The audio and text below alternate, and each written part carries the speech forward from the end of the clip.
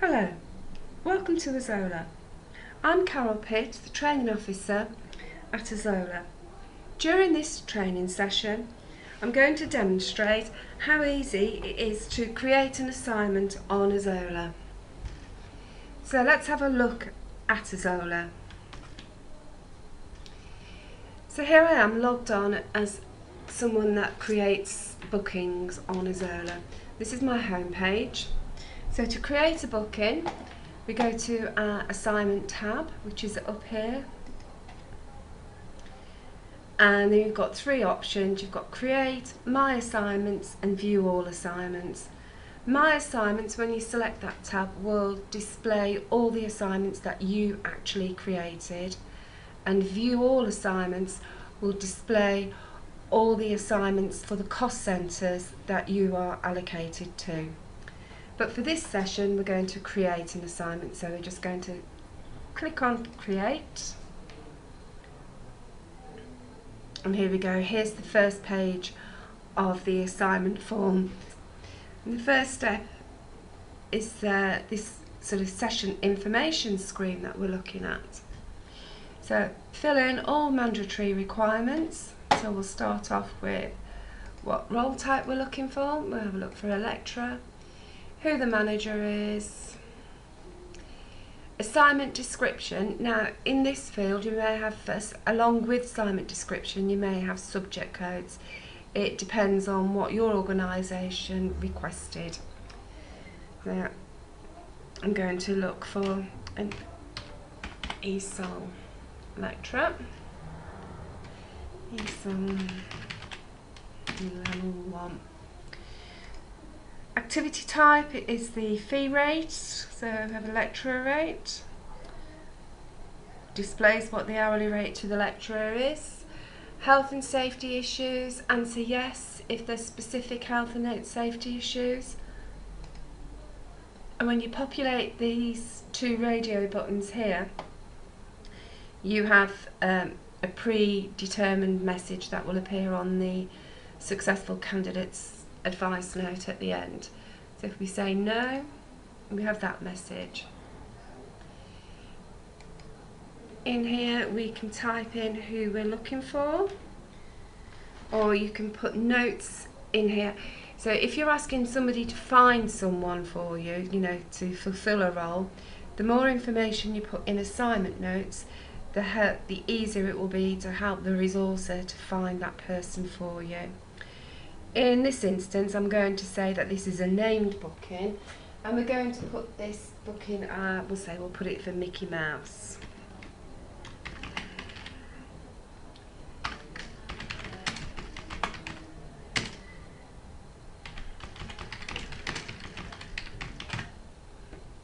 So that's all the fields filled in.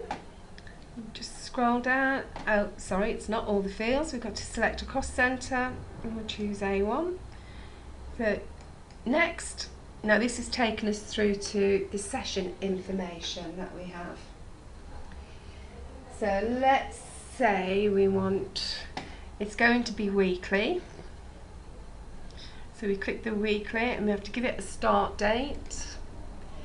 So we'll do it from Monday the 1st of June through to Thursday the 16th.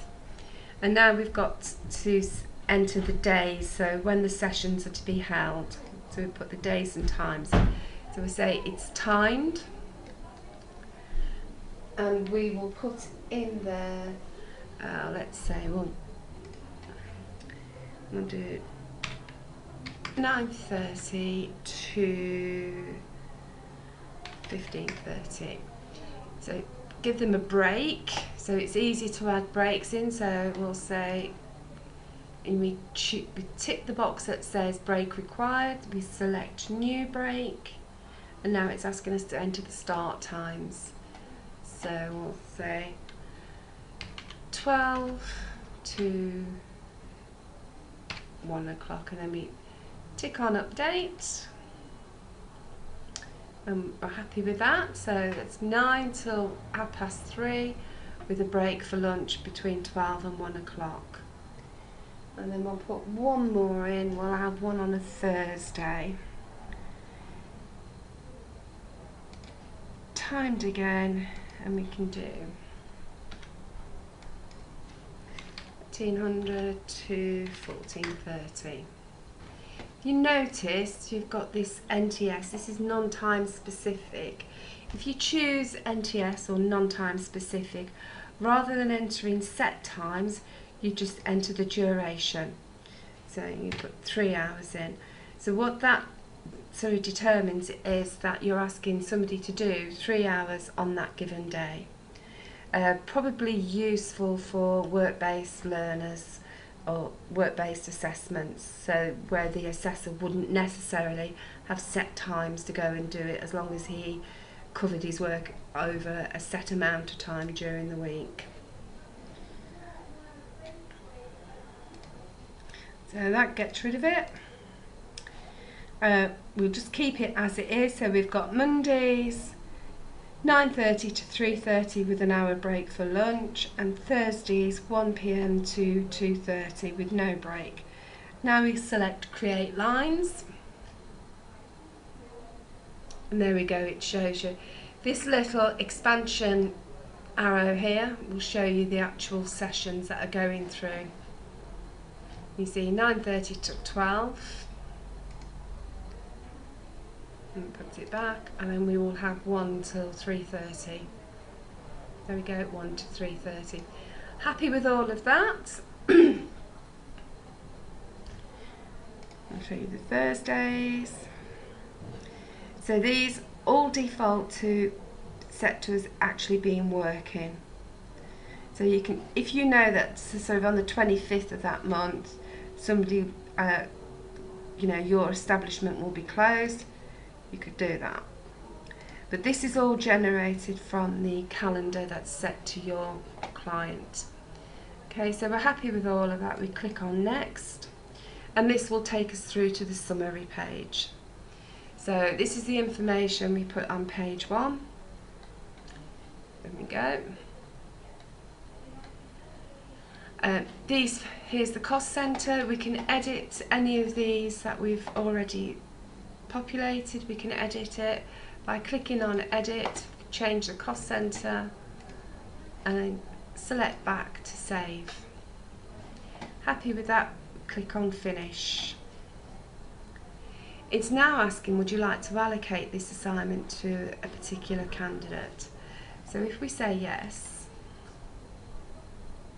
it's going to give us a search facility now to find the candidate.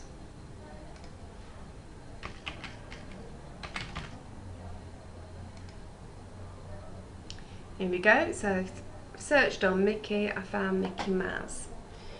So this little button here was allocate and send live. So we're going to click on that. And what it's doing now, it's going away and checking Mickey Mouse's record to see whether or not he is compliant and able to be turned live. It takes a moment or two, so bear with us. So now it's telling me that assignment 1113312 requires authorization. However, Mickey Mouse has been allocated and will be available once the assignment has been authorized. You select OK, and that's it. The contract has now dropped into authorization. That was creating assignments. Thank you for your time. Should you need any further assistance, you can contact me by email at cpit@ozola.co.uk. Once again, thank you for your time.